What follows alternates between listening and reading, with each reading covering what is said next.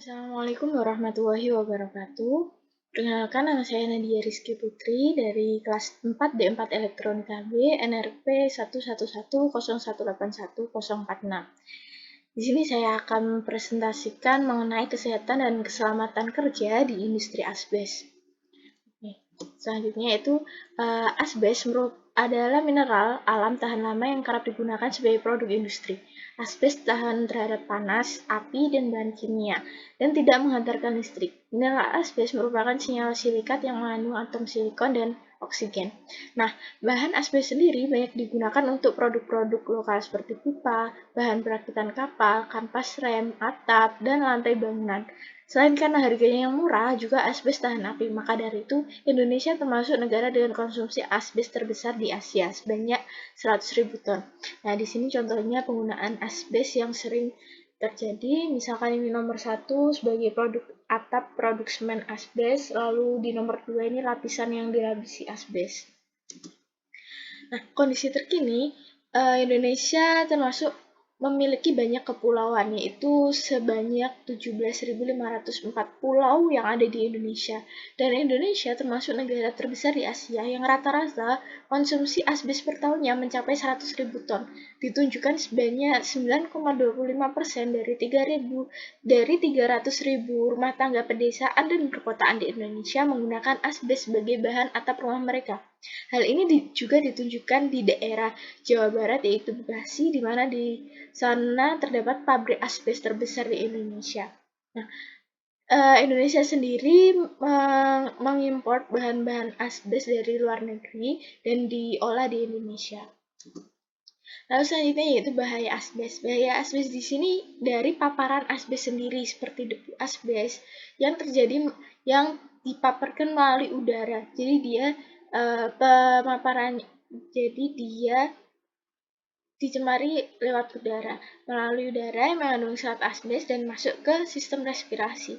Nah, ketika masuk ke sistem respirasi ini, bentuk dari serat asbes serta karakteristiknya dapat menentukan potensi dari terjadinya fibrogenesis dan kemudian berkembang menjadi karsinogenesis. Nah, karsinogenesis ini yang nantinya dapat menyebabkan kanker. Nah, penyakit akibat paparan asbes ini dinamakan asbestosis. Nah, ketika asbestosis ini berdiam lama di dalam paru-paru, dia akan berkembang menjadi mesoteliomia dengan masa laten yang cukup lama. Nah, mesoteliomia ini yaitu kanker paru-paru yang sangat langka. Peraturan K3 bidang asbes. Yang pertama yaitu Peraturan Menteri Tenaga Kerja Nomor per 3 Menteri 1985 tahun 1985. Lalu yang kedua yaitu UU Nomor 1 tahun 1970 tentang Kesehatan dan Keselamatan Kerja. Lalu nomor 3 UU Nomor 13 tahun 2003 tentang Ketenagakerjaan. Nomor 4 yaitu PP Nomor 74 tahun 2001 mengenai pengelolaan D3. PP ini yang melarang penggunaan krosidolid asbes biru dan mengizinkan penggunaan krisotil, yaitu asbes putih.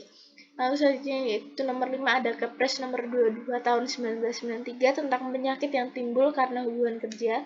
Lalu yang keenam yaitu Permenaker Trans RI nomor 13 tahun 2011 tentang nilai ambang batas faktor fisika dan kimia di tempat kerja. Nah, nilai ambang batas ini menetapkan bahwa nilai ambang batas dari krisotil yaitu asbes putih adalah 0,1 serat per mili. Nah, APD apa saja sih yang digunakan di industri asbes? Nah, di sini contoh dari para pekerja industri asbes, terutama yang paling mencerminkan untuk para industri asbes yaitu menggunakan respirator, yaitu full face respirator yang berfungsi sebagai penyaring udara dan pelindung mata, ataupun menggunakan half face respirator yang berfungsi sebagai penyaring udara, dan juga alat pelindung diri untuk kepala, melindungi kepala dari bahaya, dan juga ada alat pelindung tubuh, alat pelindung kaki, dan lain sebagainya. Lalu selanjutnya yaitu K3 bidang asbes. Dimana di sini kesehatan dan keselamatan kerja di lingkungan industri asbes, di mana di sini untuk mencegah penyakit akibat kerja dari paparan asbes. Yang pertama yaitu setiap ruang kerja dipasang alat ventilasi, yang kedua tempat kerja dan peralatan harus selalu bersih dan terbebas dari debu asbes. Yang ketiga, sampah asbes dibuang dengan menyebarkan rata di tanah dan ditimbun atau diserahkan kepada PPLI. Yang keempat, pembungkus atau kantong asbes harus tidak dapat ditembus debu asbes. Yang kelima, yaitu untuk membersihkan debu asbes dilarang menggunakan hembusan udara, akan tetapi harus dengan peralatan pembersih hampa udara atau pembersih basah. Lalu yang keenam, tenaga kerja yang terlibat dalam proses atau pekerjaan yang memakai asbes wajib diperiksakan kesehatannya kepada dokter. Pemeriksaan kesehatan kerja secara rutin. Yang ketujuh yaitu sampah asbes yang telah terikat tidak boleh disimpan, dikirim atau didistribusikan tanpa wadah tertutup sempurna. Yang kedelapan yaitu pembersihan debu asbes harus dengan cara basah atau dihisap. Penyakit akibat paparan asbes. Di sini saya memberikan beberapa penyakit dari beberapa data sumber yang telah saya dapatkan. Yang pertama yaitu dari BPJS Ketenagakerjaan, mencatat kecelakaan kerja dari tahun 2017 mengalami peningkatan kasus sebanyak 55,2% hingga tahun 2020 dan terdapat 82.000 kasus kecelakaan kerja dan 179 kasus penyakit akibat kerja. Yang kedua yaitu kematian akibat kerja pada tahun 2017 mencapai angka 2,78 juta, 60%-nya di wilayah Asia dengan penyakit kanker yang disebabkan oleh asbes menyumbang sebanyak 80%. Lalu yang ketiga dari Organisasi Kesehatan Dunia yaitu WHO memperkirakan terdapat 107.000 orang di dunia meninggal setiap tahun karena penyakit terkait asbes dan akibat paparan akibat kerja. Lalu yang keempat yaitu penelitian dari Global Burden of Disease menunjukkan bahwa asbes menyebabkan kematian lebih dari 220.000 orang di dunia setiap tahun. Nah, dari penjelasan yang telah saya sampaikan di sini saya akan memberikan kesimpulan dan saran. Itu Indonesia masih termasuk pengguna konsumtif asbes yang besar di negara Asia. Banyaknya konsumsi ini tidak diimbangi dengan penerapan kesehatan dan keselamatan kerja yang maksimal di wilayah pabrik asbes, sehingga tingkat pekerja yang terpapar debu asbes dan mengalami penyakit paru-paru hingga kanker mengalami peningkatan.